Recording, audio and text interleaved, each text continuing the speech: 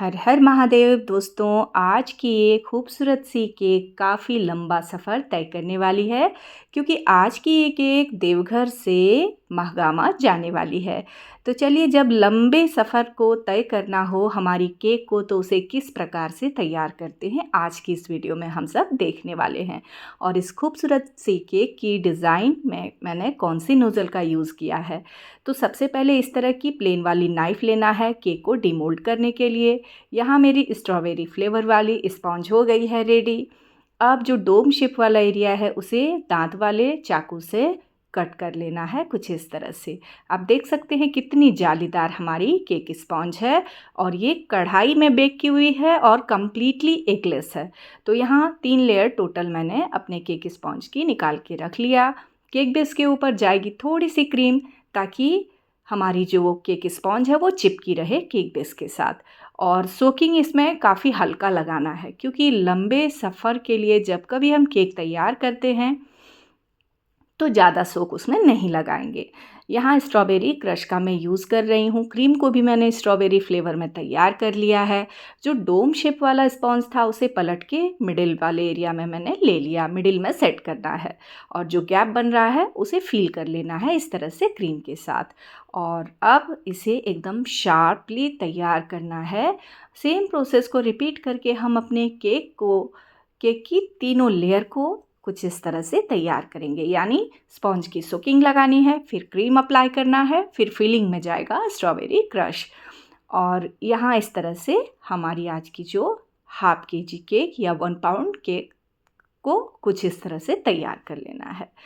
किनारों में क्रीम को इस तरह से क्रम कोट करते जाना है ताकि जब हम फाइनल फ्रॉस्टिंग लगाएं तो उस दौरान कोई भी ब्रेड का क्रम्स फाइनल फ्रॉस्टिंग के दौरान हमें परेशान ना करे फाइनल फिनिशिंग देने में।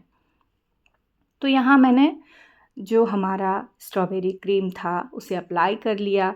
किनारों में हल्का हल्का क्रीम देना है, बहुत ज़्यादा क्रीम का यूज़ नहीं करना है क्योंकि होममेड स्पॉन्ज को ही लोग बड़ी चाव से खाते हैं।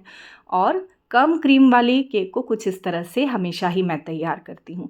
यानी जो रेगुलर कॉम्ब आती है उससे मैंने जिगजैग डिज़ाइन में आज की इस स्ट्रॉबेरी केक को कर लिया तैयार। कुछ मैंने स्प्रिंकलर का यूज़ किया जो कम्प्लीटली एडिबल है।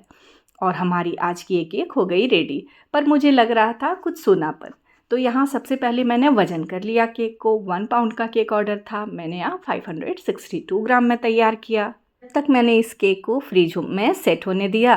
तब तक आ गया मुझे दूसरा ऑर्डर। तो बटरस्कॉच फ्लेवर में मुझे स्पॉन्ज तैयार करना था, मैंने उसे भी बैटर को तैयार करके कढ़ाई में बेक होने चढ़ा दिया। अब बारी थी इस केक को फाइनल टच देने की। तो यहाँ R11 नोज़ल मैंने ले लिया। केक थोड़ी सी टेढ़ी लग रही थी तो मैंने सेंटर पर फिर से सेट किया। और अब इसे श्रृंगार करने के बाद मैं किस तरह तैयार करने वाली हूँ ये आप देखने वाले हैं। यानी जब तक केक डिलीवर नहीं हो जाता, कस्टमर के हाथ में नहीं पहुँच जाता, मेरा जी नहीं मानता है, मैं कुछ न कुछ उसमें करती ही रहती हूँ। तो मुझे जब कभी ऑर्डर आता है तो कहा जाता है दीदी कम क्रीम दीजिएगा, तो कम क्रीम वाली ही केक तैयार होती है। पर केक की डेकोरेशन मेरे मन मुताबिक ना हो तो मुझे बिल्कुल भी अच्छा नहीं लगता है। तो यहाँ इस तरह से रफल डिज़ाइन मैंने तैयार कर लिया केक के ऊपरी हिस्से में। सेम डिज़ाइन में केक के निचले हिस्से में भी देने वाली हूँ। और आज देवघर से महगामा जाने वाली केक इस तरह से हो गई है रेडी। और कहीं से भी मेरी ये केक डिज़ाइन पसंद आई हो तो प्लीज़ मेरे फेसबुक पेज अर्चना ड्रीम पफ को फॉलो करें, मेरे Insta ID dream puff cakes को फॉलो करें और मेरे YouTube channel dream puff home baker को सब्सक्राइब करें, बेल आइकन को प्रेस करें ताकि इस तरह की ईजी केक डेकोरेशन के साथ, ईजी केक रेसिपी के साथ मैं आप सबों के बीच आती रहूं।